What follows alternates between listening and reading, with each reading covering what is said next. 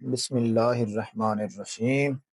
आज हम first year new mathematics exercise 1.1 का क्वेश्चन नंबर 4 करने जा रहे हैं। क्वेश्चन है find the multiplicative inverse of following number. हमने क्या करना है, इसके मल्टीप्लिकेटिव इनवर्स फाइंड करने हैं। तो पहला पार्ट है हमारे पास -4 और 7। लेट कर लेते हैं, हमारे पास ये z है। z इज इक्वल टू क्या लिखेंगे इसे, -4 + 7 अयोटा। तो हमने पीछे पढ़ा हुआ है कि z is equal to a+b iota. मतलब हमारे पास -4 जो है वो किसकी वैल्यू है, a की, और अयोटा के साथ 7 जो है वो किसकी वैल्यू है, वो है b की, 7। उसके बाद मल्टीप्लाइकेटिव इनवर्स का फॉर्मूला लेते हैं। मल्टीप्लाइकेटिव इनवर्स ऑफ, हमने लेट किया हुआ है z। z तो फॉर्मूला होता है a/a² जमा b², कॉमा -b/a² जमा b²। हमने क्या करना है, इस फार्मूले के अंदर वैल्यू पुट करवा देनी है और हमारा मल्टीप्लाइकेटिव इनवर्स आ जाएगा। अब देखें, a है, a की वैल्यू है हमारे पास -4। नीचे लिखा होगा a², मतलब -4² जमा b²। b हमारे पास क्या है, 7, 7², फिर कॉमा -b। अब क्या है, माइनस और b की वैल्यू क्या है, 7, 7 आ गया नीचे। फिर वही a की जगह पे -4 और ऊपर स्क्वायर जमा b²। b क्या है हमारे पास, 7, 7²। अब हम इसके स्क्वायर ले लेंगे। -4,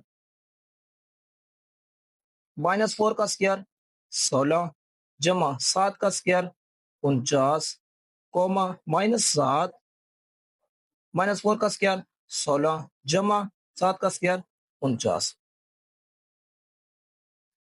-4/16 जमा 49 करेंगे तो हमारे पास बन जाएंगे 65, -7, 16 जमा 49 करेंगे तो 65 बन जाएंगे। ये हमारे पास आ गया मल्टीप्लिकेटिव इनवर्स। अब हमारे पास दूसरा पार्ट है इसका, वह 2 की जजर और -5 की जजर। इसका हमने क्या करना है, इनवर्स फाइंड करना है। सॉल्यूशन देखते हैं। लेट हमारे पास z इज इक्वल टू 2 की जजर -5 की जजर और साथ अयोटा। अब इसके अंदर a की वैल्यू क्या होगी, a की वैल्यू होती है 2 की जजर रियल नंबर होता है, और अयोटा के साथ जो होता है वो इमेजिनरी नंबर, वो b की वैल्यू। तो वो क्या है हमारे पास, -5 की जजर। अब इनका हम इनवर्स फाइंड, फार्मूला होता है मल्टीप्लाइकेटिव इनवर्स का, मल्टीप्लाइकेटिव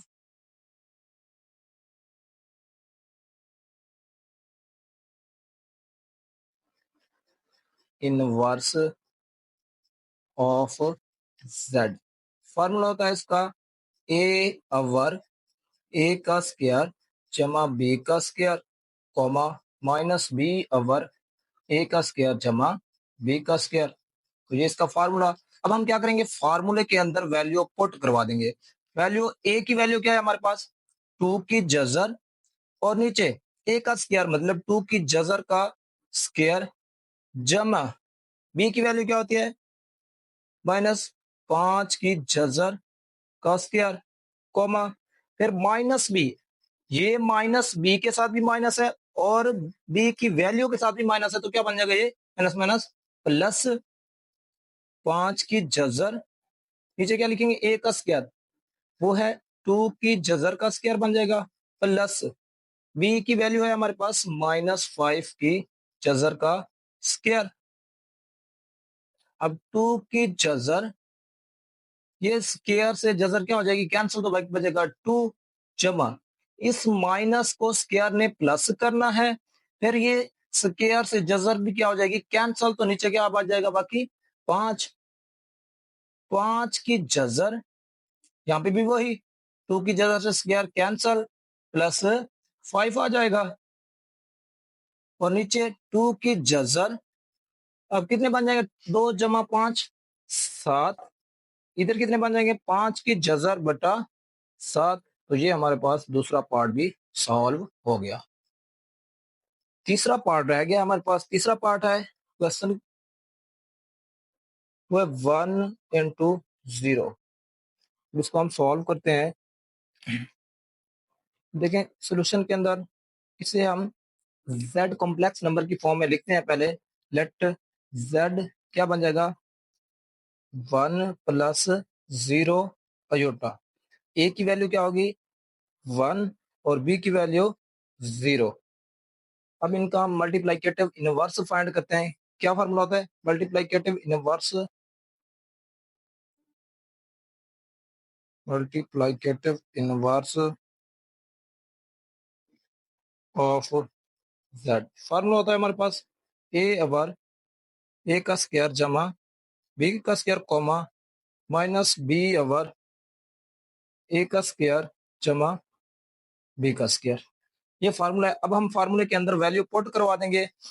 a है, a की वैल्यू कितनी है 1, नीचे a का स्क्वायर मतलब 1 का स्क्वायर, जमा b का स्क्वायर, b की वैल्यू क्या है 0, 0 का स्क्वायर, कॉमा माइनस 0, b की वैल्यू a का स्क्वायर 1 का स्क्वायर, जमा b की जगह पे 0, 0 का स्क्वायर। तो हमारे पास आंसर आ जाएगा 1/1 का स्क्वायर 1, जमा 0 का स्क्वायर 0, कॉमा 0/1 का स्क्वायर 1, जमा 0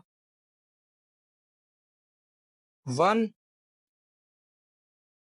1 + 0 आंसर क्या आता है 0।